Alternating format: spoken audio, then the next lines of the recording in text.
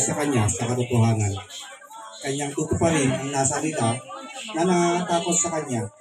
Kanya rin dilinggin ang kanilang daing at ililigtas sila. Iniingatan ng Panginoon ang lahat na nagsisibig sa Kanya, ngunit lahat ng masama ay lilipulin niya. Ang aking bibig ay magsasalita sa purihan ng Panginoon at purihin ng lahat ng laman ng Kanyang banal na pangalan, magpakailan paman. Ito po ay hango sa Awit chapter 145, verse 17 to 21. Ito po tayo ng gabi upang ipagdiwag po ang buhay ni Tatay Augusto upang alalahanin at pagpaalam po tayo sa kanya ng lubusan. Manatili tayo tumayo mga kapatid.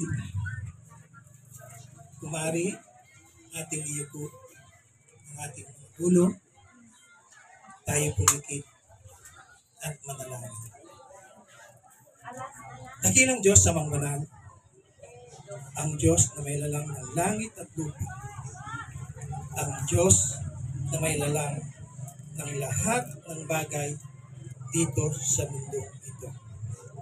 Ang Diyos na may lalang sa lahat ng nilalang sa mga tao, ang Diyos na may lalang sa buhay ng aming kuya na si Kuya Junior. Pinupuri ka namin, Ama. Sinasamba ka namin, Panginoon. Lord, salamat.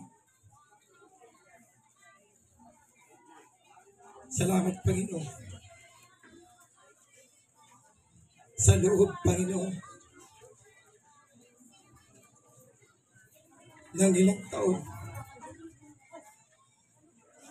na ipinagkaloob mo, Panginoon, na ipinahiram mo sa amin, Panginoon, ang aming kapatid na ito.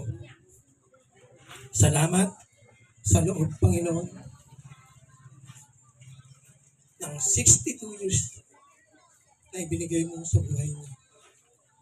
Ngayon, kinuha mo na siya, Panginoon, sapagkat ikaw nga, Panginoon, ay may hagdan ng buhay ng bawat tao. Salamat, Panginoon Diyos, sa pagpapayaran mo sa Kanya, sa amin bilang mga kapatid niya, sa Kanyang pamilya, mga anak, mga apo, mga manugang, sa lahat, Panginoon, na membro ng Kanyang pamilya. Salamat, Lord. Salamat, Panginoon, tunay na napakahabang panahon ng pinagkulog mo sa buhay ng aming kapatid.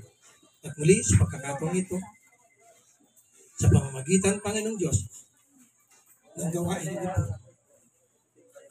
bilang pag-aalala namin sa buhay ng aming kuya, yes, Lord,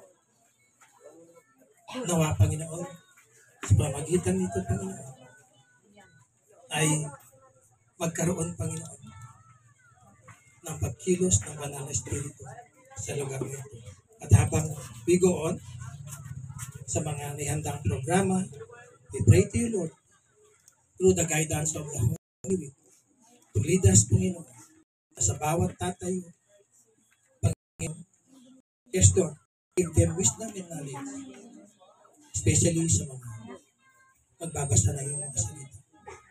Salamat, Lord, at salamat, Panginoon, sa buhay ng bawat isa na narito ngayon, na narito hindi lang sa gabing ito, kundi simula pa ng day 1 ang gabi, Panginoon, burol ang aming.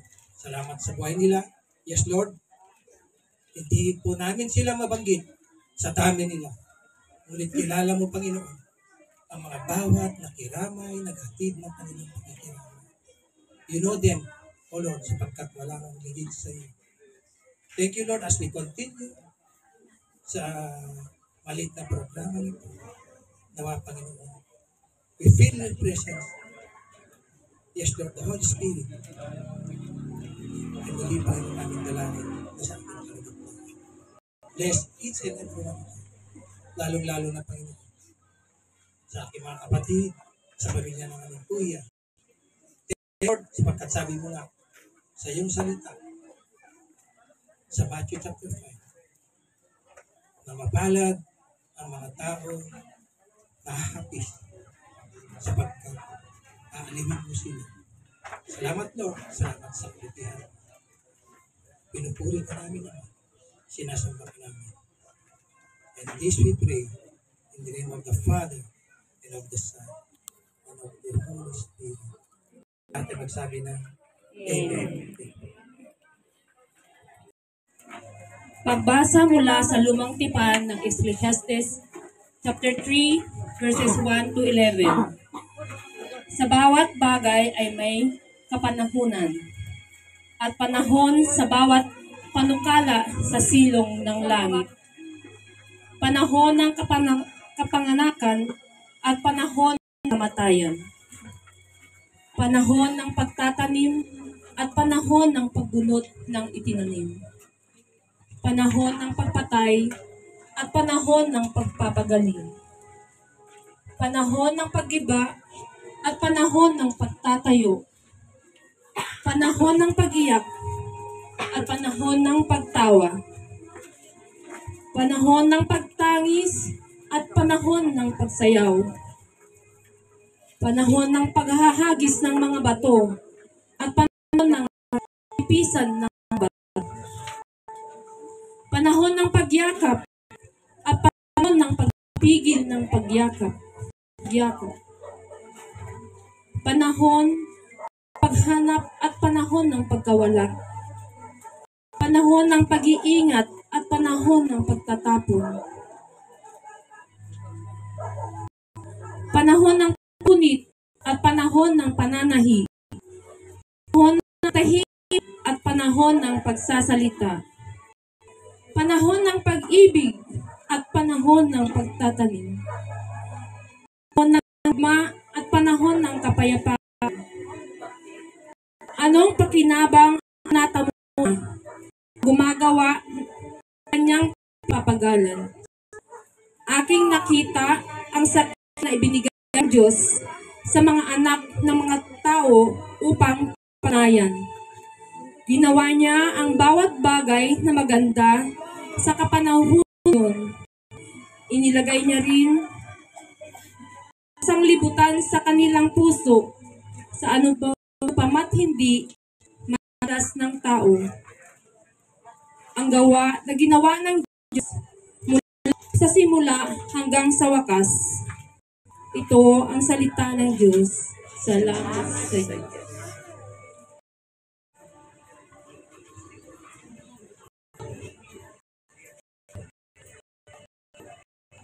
Basa mula sa Thessalonians 4, chapter 4, verses 30. Ngunit hindi kapatid tungkol sa mga tulog. Upang kayo'y huwag mga nalay kaya ng mga iba. Walang pag-aaral. Sapagkat kung tayo nagsisimbalatayang si Jesus ay namatay at mabuhay na muli, ay gayon din naman ang nagtutulog kay Jesus ay dadalhin ng Diyos na kasama niya. Sapagkat ito'y sinasabi namin sa inyo sa salita ng Panginoon na tayong nangabubuhay na natitira hanggang sa pagdarito ng Panginoon ay hindi ito mauna sa anumang sa natulog. Sapagkat ang Panginoon din ang bababag mula sa langit na may isang sigaw, tinig ng arkel at pagpak ng ang nangatid ay unang mga buhay na muli.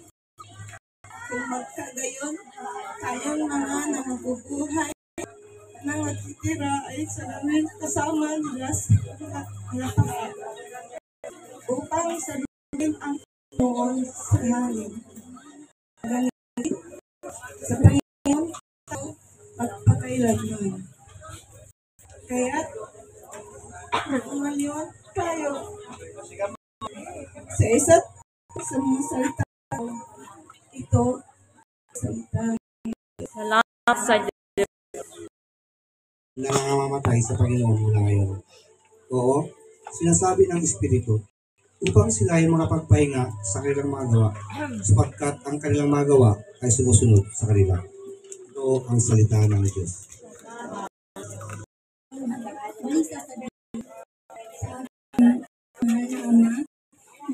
pong salamat sa lahat ng gabi sa mga bisa, sa mga anak at mga kapatid na nandun sa amin. Sa hanggang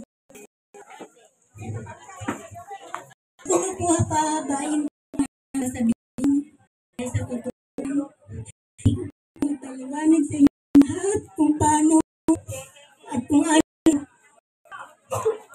ang aming nasa loob ng bahay. Napakaswerte po namin kahit paano naging mabuti siya at ibinigay ang lahat sa abot ng makakaya sa hirap na ng alam po rin na hindi tayo perfecto, pero bilang isang ama, ginagawa po nila ang lahat. Pabigyan lang tayo ng magandang kinabukasan. Ang hindi ko po makakalimutan sa lahat, ako po ay nawalan ng awa. Ang aking mga una sa lahat na natandagan sa madilim ang buhay. Siya yung tanging